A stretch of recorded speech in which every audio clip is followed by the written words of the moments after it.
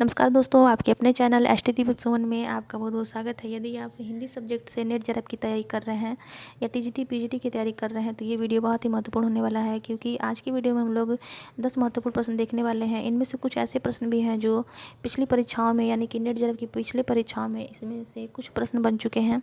आपको बता दें कि ये जो वीडियो है ये भाग 2 है। इसके पहले भी मैंने एक वीडियो बनाया था जिसमें मैंने 10 प्रश्नों को लिया था। जैसे कि आप लोग थंबनेल में देख सकते हैं कि लिखा हुआ है कि 10 प्रश्न 30 प्रश्न के बराबर, क्योंकि इसमें हम लोग मान लीजिए कि प्रश्नों के उत्तर तो हम लोग देखेंगे ही, लेकिन जो बाकी के जो ऑप्शन बचेंगे उनसे भी हम लोग नए प्रश्न बनाएंगे, ताकि आने वाली जो परीक्षा है 23 अक्टूबर को, नेट जेआरएफ की परीक्षा होने वाली है 23 अक्टूबर को, उस दिन हम लोग मतलब कि अधिक से अधिक जो प्रश्न मिले वो मेरे ही वीडियो से मिले, मेरे ही चैनल के द्वारा आपको मिले। तो चलिए हम लोग वीडियो शुरू करते हैं और आज की वीडियो का सबसे पहला प्रश्न देख लेते हैं। आज के वीडियो का पहला प्रश्न है, प्रथम सूफी पिरमा खान ने काव्य के रचयिता हैं। ऑप्शन में लिखा हुआ है जैसी, कुतुबन, मुल्ला दाउल, और डी में लिखा हुआ है नूर मोहम्मद। प्रथम सूफी प्रेमा खान ने काव्य की बात की गई है। सूफी प्रेमा खान ने काव्य का मतलब है कि जैसे कि भक्ति काल को 2 भागों में बांटा गया है, आप लोग जानते ही होंगे। पहला निर्गुण भक्ति, दूसरा सगुण भक्ति। निर्गुण भक्ति को भी आगे चल के 2 भागों में बांट दिया जाता है, जैसे ज्ञानाश्रयी शाखा और प्रेमाश्रयी शाखा। यानी प्रेमा खान ने काव्य, ज्ञानाश्रयी शाखा में संत कवि आते हैं और प्रेमाश्रयी मतलब की जो शाखा है उसमें सूफी कवि आते हैं। तो उन्हीं में से हमको प्रेमा खान ने काव्य, जो प्रेमाश्रयी जो शाखा है, जो भक्ति काल की यानी कि निरूढ़ भक्ति की जो प्रेमा शाखा शाखा है, उसी में से हमको बताना है कि सूफी प्रेमा खान ने काव्य के प्रथम रचयिता कौन है। तो हम लोग अपने ऑप्शन देख लेते हैं। जैसे लिखा हुआ है जैसी, कुतुबन, मुल्ला दाउल और नूर मोहम्मद। इस प्रश्न के हिसाब से जो इसका जो उत्तर है वो है ऑप्शन सी में मुल्ला दाऊद, क्योंकि मुल्ला दाऊद की रचना है चंदायन। ये जो रचना है उनकी मतलब कि 1379 ईस्वी में ही आ गई थी, इसलिए ये मतलब कि जितने भी आलोचक हुए हैं उन लोगों ने मुल्ला दाउल की रचना को प्रथम प्रेमाख्यान काव्य माना है। जैसे कि ऑप्शन में आप देख सकते हैं जायसी की जी की रचना है पद्मावती। इन्होंने मतलब 1540 के लगभग अपनी रचनाओं को मतलब कि लिखा हुआ है, इसलिए ये तो बहुत पीछे है। फिर है ये देख सकते हैं आप लोग ऑप्शन बी में कुतुबन, यानी कि मृगा, उनकी रचना मृगावती 1503 ईस्वी में, ये भी चंदायन से मुल्ला दाउल की रचना से बाद की रचना है। और नूर मोहम्मद जो ऑप्शन डी में आप लोग देख सकते हैं, इनकी रचना है इंद्रावती। इनका जो रचना काल का जो समय काल रहा है वो 1740 के बाद का है, तो ये भी बहुत मतलब कि मुल्ला दाउल के बहुत बाद के कवि हैं। तो इस तरह से हम लोग देख सकते हैं कि जो पहला प्रश्न है उसका जो सही उत्तर है वो मुल्ला दाउल, यानी कि चंदायन 1379 ईस्वी। अब हम लोग प्रश्न नंबर 2 देख लेते हैं। प्रश्न नंबर 2 है दोस्तों, निम्नलिखित में से कौन सी रचना नूर मोहम्मद की है। यानी कि 4 ऑप्शन आप लोग के सामने हैं, इन चारों में से बताना है कि कौन सी रचना है जो मतलब कि कौन सी रचनाएं हैं जो नूर मोहम्मद की है।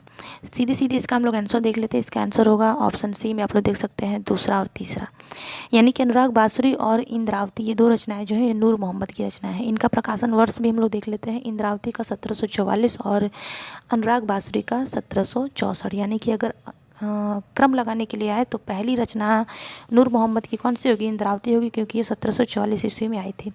और जो दूसरी रचना होगी वो अनुराग बांसुरी, क्योंकि 1764 ईस्वी में। ये दोनों ही रचनाएं नूर मोहम्मद की हैं। इस तरह से हम लोग का जो आंसर होगा वो ऑप्शन सी होगा। और ज्ञानदीप की हम लोग बात कर लेते हैं। ज्ञानदीप किसकी रचना है, तो ज्ञानदीप शेखर नबी की रचना है, जो 1691 ईस्वी में मतलब कि 1619 ईस्वी में ज्ञानदीप की रचना की गई। किसके द्वारा, शेख नबी के द्वारा। और चौथे नंबर पर आप लोग देख सकते हैं हंस जवाहिर कासिम शाह की रचना है 1771 ईस्वी में। इस तरह से अगर इन चारों रचनाओं में पहली रचना अगर देखी जाए तो ज्ञानदीप है, क्योंकि ये 1619 ईस्वी में आई थी शेखर नबी की।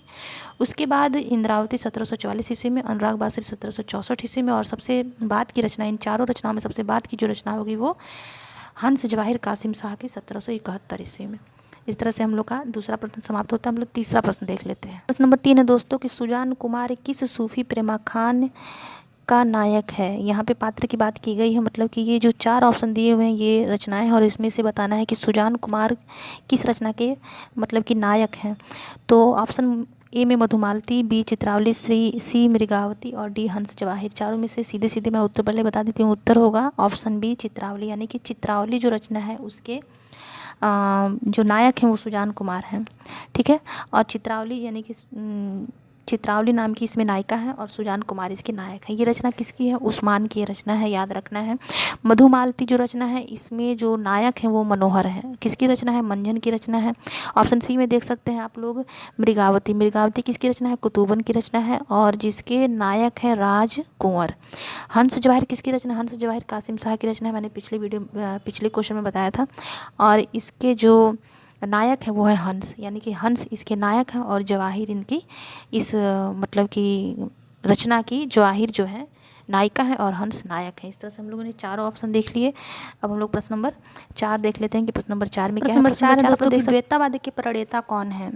द्वैतावाद के प्रणेता बताना है। ये प्रश्न जुलाई 2016 में आया हुआ है, मतलब ये प्रश्न बहुत ही महत्वपूर्ण है। संप्रदाय से लेकर बहुत सारे प्रश्न बनते हैं और बन चुके हैं, आने वाली परीक्षाओं में भी निश्चित रूप से बनेंगे। ऑप्शन है मध्वाचार्य, वल्लभाचार्य, रामानुजाचार्य और रामानंद। इसका जो आंसर है वो होगा मध्वाचार्य। द्वैतावाद के प्रणेता मध्वाचार्य जी हैं। और आप लोग देख सकते हैं कि अब हम लोग ये जो 3 ऑप्शन उनको भी देख लेते हैं। ऑप्शन बी में लिखा है वल्लभाचार्य। वल्लभाचार्य जी ने पुष्टि मार्ग की स्थापना की थी। रामानुजाचार्य ने विशिष्टाद्वैत की स्थापना की थी और रामानंद ने रामावत संप्रदाय की स्थापना की थी। चारों ही महत्वपूर्ण है, चारों ही परीक्षा में बन चुके हैं। और आप लोग देख सकते हैं कि जैसे मान लीजिए कि ये जो आचार्य लोग हैं इन लोगों का क्रम अक्सर पूछ लेता है और क्रम में भी गलत हो जाता है। तो सबसे पहले हम देख लेते हैं इसमें सबसे बड़े कौन है, सबसे पहले के कौन है। क्रम में तो ऐसे लगाना था, बड़े से छोटे के क्रम में अक्सर दे देता है लगाने के लिए। तो आप लोग देख सकते हैं जो ऑप्शन सी में रामानुजाचार्य दिया हुआ है, ये सबसे इन चारों लोगों में सबसे पहले इनका जन्म हुआ था 1017 ईस्वी में। इसके बाद है मध्वाचार्य 1228 ईस्वी में। फिर इसके बाद है रामानंद 1368 ईस्वी में और लास्ट में है वल्लभाचार्य जी जिनका जन्म 1779 ईस्वी में होता है। इस तरह सबसे बड़ी इसमें से रामानुजाचार्य, फिर मध्वाचार्य, रामानंद, फिर लास्ट में वल्लभाचार्य। अब हम लोग प्रश्न नंबर 5 देख लेते हैं। प्रश्न नंबर 5 है कि जायसी ने अपनी किस काव्य कृति में कयामत का वर्णन किया है? जायसी जी की मतलब कि लगभग 5-6 रचनाएं बताई जाती हैं, मतलब कि कुल 6 ही रचनाएं बताई जाती हैं। तो देख लेते हैं हम लोग।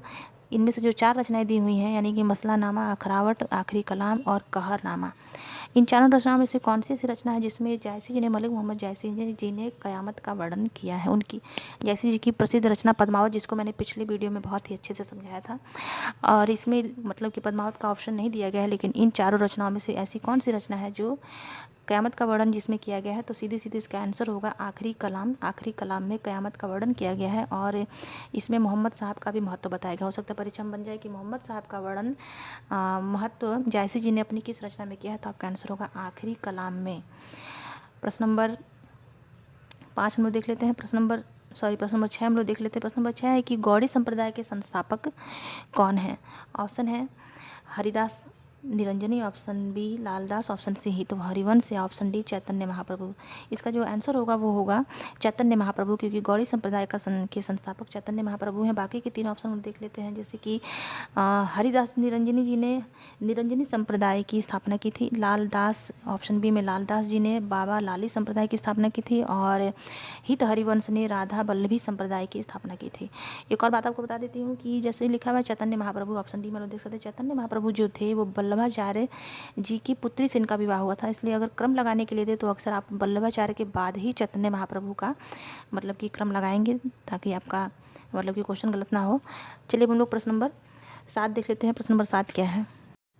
प्रश्न नंबर 7 है कि दिए गए कवियों में से सूफी कवि नहीं है। सूफी कवि नहीं बताना है। इन चारों में से एक ऐसे कवि हैं जो सूफी कवि नहीं है। सूफी कवि मतलब प्रेमाख्यान वाले कवि। निर्गुण भक्ति के 2 भाग, ज्ञानाश्रय शाखा, प्रेमाश्रय शाखा, संत कवि। ज्ञानाश्रय शाखा को संत कवि, प्रेमाश्रय शाखा को सूफी कवि। हमको सूफी कवि नहीं बताना है कि इसमें से कौन है। असाहित, कुतुबन, रज्जब और मंझन, इसमें से जो ऑप्शन सी में लिखा हुआ है रज्जब दास, यानी कि रज्जब दास जो है वो सूफी कवि नहीं है, ये संत कवि हैं, यानी कि ज्ञानाश्रय शाखा के कवि हैं। और बाकी के जो 3 हैं ये प्रेमाश्रय शाखा के सूफी कवि हैं। प्रश्न नंबर 8 हम लोग देख लेते हैं। प्रश्न नंबर 8 है कि भक्ति काल के उदय का कारण ईसाइयत की देन किसने माना है? इन चारों ऑप्शन में से ऐसे कौन है जिन्होंने भक्ति काल का उदय यानी भक्ति काल का जो प्रारंभ हुआ उसे जो है ईसाइयत की देन माना है? किसने माना है? ऑप्शन ए मिश्र बंधु ने माना, या ग्रियर्सन ने, हजारी प्रसाद द्विवेदी जी ने, या आचार्य रामचंद्र शुक्ल जी ने। तो इसका सीधा सा जो आंसर है वो होगा ग्रियर्सन ने। ग्रियर्सन ने ईसाइयत की देन माना है भक्ति काल को। प्रश्न बन चुका है। और आपको बता दें कि जैसे कि मान लीजिए कि ऑप्शन सी में आप लोग देख सकते हैं हजारी प्रसाद द्विवेदी। हजारी प्रसाद द्विवेदी जी ने भक्ति काल के उदय का कारण जो दिया है वो भक्ति काल के उदय का जो कारण दिया है वो भारतीय परंपरा का विकास उन्होंने माना है हजारी प्रसाद द्विवेदी जी ने। और आचार्य रामचंद्र शुक्ल जी ने मुस्लिमों के आक्रमण को भक्ति काल का उदय माना है। मतलब भक्ति काल के उदय का कारण जो है आचार्य रामचंद्र शुक्ल जी ने मुस्लिमों का के आक्रमण को माना है। प्रश्न नंबर 9 है दोस्तों कि संत नामदेव के पदों का संपादन किसने किया है? Option A doctor Bhagirath Mishra, option B Ramchandra Mishra, या ऑप्शन सी उपरोक्त दोनों, या इनमें से कोई नहीं। ऑप्शन डी में लिखा हुआ है। तो इसका जो आंसर है वो होगा ऑप्शन सी उपरोक्त दोनों, क्योंकि डॉक्टर भागीरथ मिश्र और रामचंद्र मिश्र दोनों लोगों ने संत नामदेव के पदों का संपादन किया है। संत नामदेव का जन्म 1270 ईस्वी में, इनकी मृत्यु 1350 ईस्वी में हुई थी। और इनका एक बहुत ही प्रसिद्ध जो इनकी रचना है जो परीक्षा में बनती है, अभंग पद, इसे भी याद रखिएगा। अभी आगे हम लोग आगे जैसे हम लोग देख लेते हैं कि डॉक्टर भागीरथ मिश्र जी ने मतलब कि किस नाम से नामदेव के संत नामदेव के पदों का संपादन किया है। तो डॉक्टर भागीरथ जी ने संत नामदेव की पदावली, जिसकी रचना उन्होंने 1964 ईस्वी में की थी, संत नामदेव की पदावली नाम से नामदेव के पदों का संपादन किया है। और रामचंद्र मिश्र जी ने संत नामदेव और हिंदी पद साहित्य नाम से नामदेव के पदों का संपादन किया है। चलिए हम लोग प्रश्न नंबर 10 देख लेते हैं। भक्ति काल को पूर्व मध्य काल किस कवि ने कहा है? आचार्य रामचंद्र शुक्ल, आचार्य हजारी प्रसाद द्विवेदी, महावीर प्रसाद द्विवेदी या राहुल सांकृत्यायन। इसका जो सही आंसर है वो होगा आचार्य हजारी प्रसाद द्विवेदी। आचार्य हजारी प्रसाद द्विवेदी जी ने भक्ति काल को पूर्व मध्य काल कहा। और भक्ति काल को भक्ति काल किसने कहा? अगर ऐसे प्रश्न बनता है तो सभी जानते हैं कि आचार्य रामचंद्र शुक्ल जी ने। आचार्य रामचंद्र शुक्ल जी ने हिंदी के इतिहास को 4 भागों में बांटा है, वीर गाथा काल, भक्ति काल, रीति काल, गद्य काल, जिसे हजारी प्रसाद द्विवेदी जी ने अपने जब उन्होंने मतलब कि अपना ग्रंथ लिखा हिंदी साहित्य के इतिहास पे, तो उन्होंने वीर कथा काल को आदि काल कह दिया और भक्ति काल को पूर्व मध्य काल, रीति काल को उत्तर मध्य काल और गद्य काल को आधुनिक काल। तो इस तरह दोस्तों हम लोगों ने 10 महत्वपूर्ण प्रश्न देख लिए। इनकी हम लोगों ने व्याख्यात्मक मतलब कि इन प्रश्नों को हम लोगों ने देखा। अगर मेरे वीडियो आपको पसंद आया हो तो इसे लाइक करें, अपने दोस्तों में शेयर करें। मेरे चैनल के प्रति अगर कोई सुझाव हो तो कमेंट करके जरूर बताएं। फिर मिलेंगे ऐसे उपयोगी वीडियो के साथ। धन्यवाद।